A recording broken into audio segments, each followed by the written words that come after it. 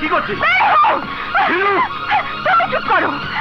যে আমাদের চিরশত্রু তাকে বন্ধু হিসেবে তুমি বুকে টেনে নিতে পারো, কিন্তু এই বাড়িতে থাকার কোনো অধিকার ওর নেই।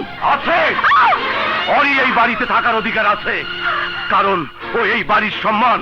হুজুর না, খুনি, বেঈমান, সারা জীবন লুন খেয়ে আমার মাকে খুন করে নেমোখারামি করার পরও এই বাড়িতে পা রাখার সাহস তোমার কি করে হলো?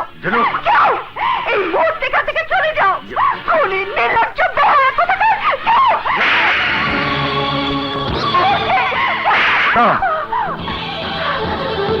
তোর এত বড় সাহস, আমার বন্ধুর গায়ে হাত তুলতে চাস, আমার জানের উপর আঘাত করতে চাস?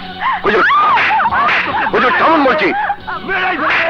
হুজুর পাগলামি করবেন না।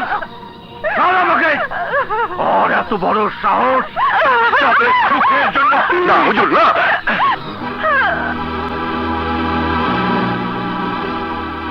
এই তুমি তুমি কেন বাধা দিলে?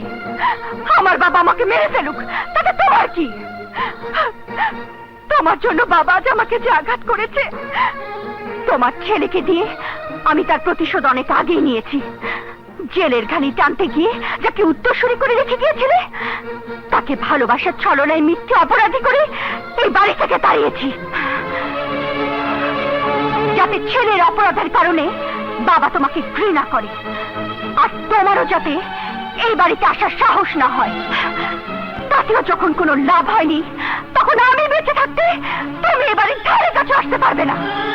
সাগর তাইলে নির্দোষ? হ্যাঁ, এত কিছু করার পরও আমার সাধন, আমার কষ্ট বৃথা হতে পারে না। যাও, দূর হও এখান থেকে। যাচ্ছি মা, যাচ্ছি, আমি চিরদিনের জন্য চলে যাচ্ছি। ও খোদা, আমি এ কি করলাম? এই হতভাগীর কারণে আমি নিজ হাতের নিষ্পাপ ছেলেটার উপর অবিচার করলাম। হুজুর, হুজুর তুই আমাকে মাফ করে দিস দোস্ত। এত বছর পর তোর চোখের পানি মুছতে গিয়ে তা দ্বিগুণ করে দিলাম। না হুজুর না, সব ভুল আমার। মিলির বাড়িতে যাওয়া, আপনার এখানে আসা আমারই ঠিক হয়নি। আপনি আমাকে ক্ষমা করে দিন, আর ওকেও আপনি ক্ষমা করে দিন। ও অবুঝ, তাই ও যা করেছে ঠিকই করেছে।